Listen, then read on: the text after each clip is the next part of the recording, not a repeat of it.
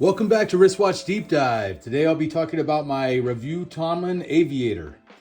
I'm not a dealer or flipper. I'm not selling the watches I cover, just highlighting watches I have in my collection. All right, so this is and I hope I'm saying this right, Revue Thommen Aviator, reference 17000.6135. All right, here she is. Take it out of the box here. I'll put the box aside. I'll show the box in a second.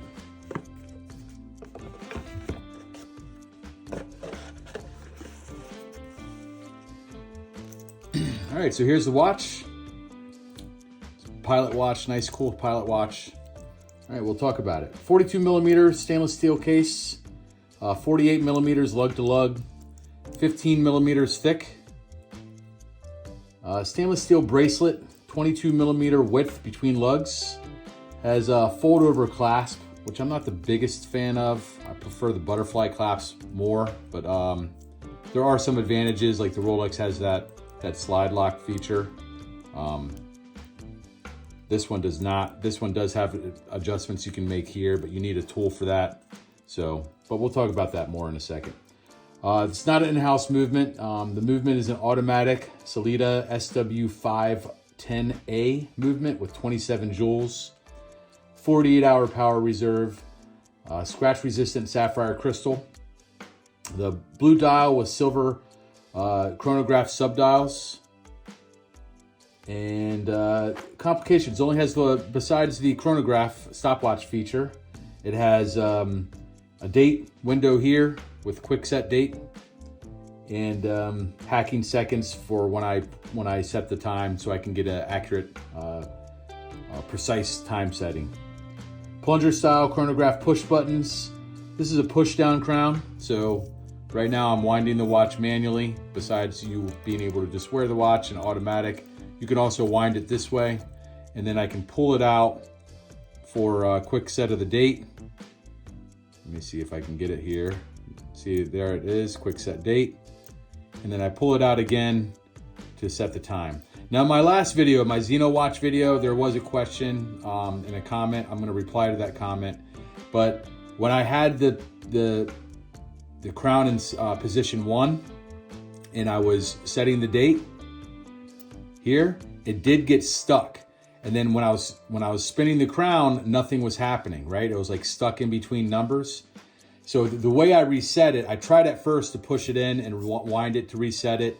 And then I pulled it all the way out. The way I reset that, because that does happen from time to time, not just with that Xeno watch, but all my watches can do that. Even the Rolex, Blancpains can do that. So what you do is you pull it out all the way to position 2 or 3, depending on what position it is. But you take the time and you spin that hour hand until it pushes to the next day. So almost like you're doing the non-quick set date.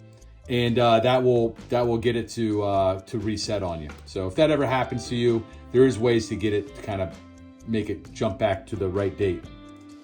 It's a blue fixed tachometer bezel here, and I acquired this watch online through a gray market site.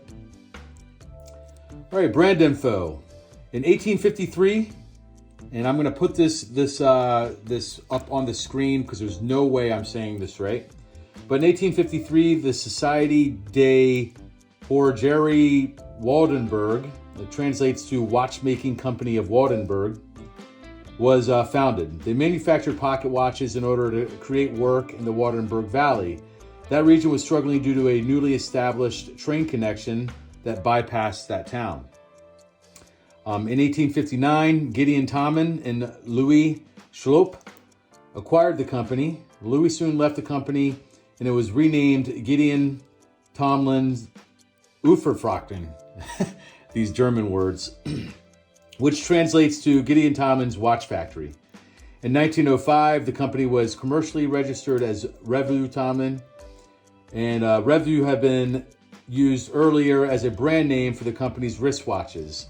Before they were marketed as GT watches, which stood for Gideon Thommen.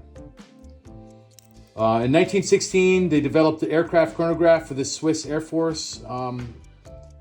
that was created and laid the foundation for the company's success as an aircraft instrument supplier. And they are still have a very rich history in supplying parts for timepieces and parts for aircraft cockpits.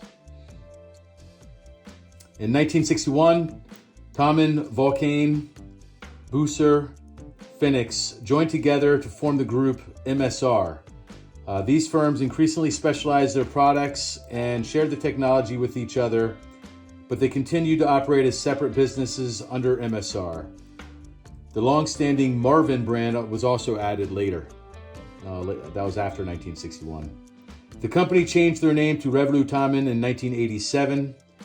Due to financial difficulties, the company struggled in the 1990s and was bankrupt by July of 2000. Vulcain and Marvin brands divested, and Revue Thommen sold the rights to Watchmaking Enterprise to Grovana and was relaunched in 2004. In 2012, the rights to the name was acquired by the members of the original family. And I'll just do a wrist shot here while I go to the next page. The Thommen watchmaking family, and as of 2020, the company is independent and back under the control of the Thommen family. So why I chose this model? I chose this model. I like the rich history of this company.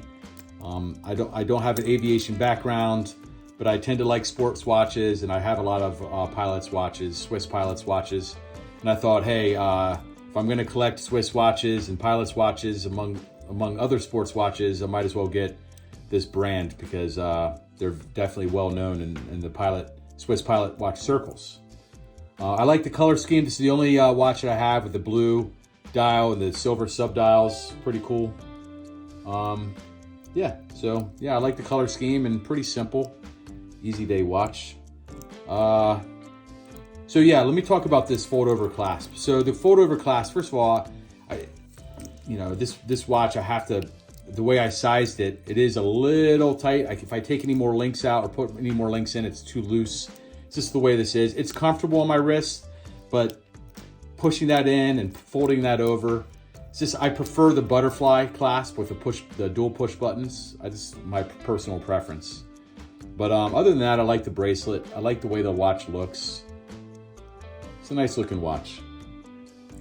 So yeah, and then these plunger style chronographs. So as I push it, you can see the large second hand moves. The dial at the 9 o'clock is my normal second hand for normal timing, and then these two hands are for hours and minutes for the chronograph.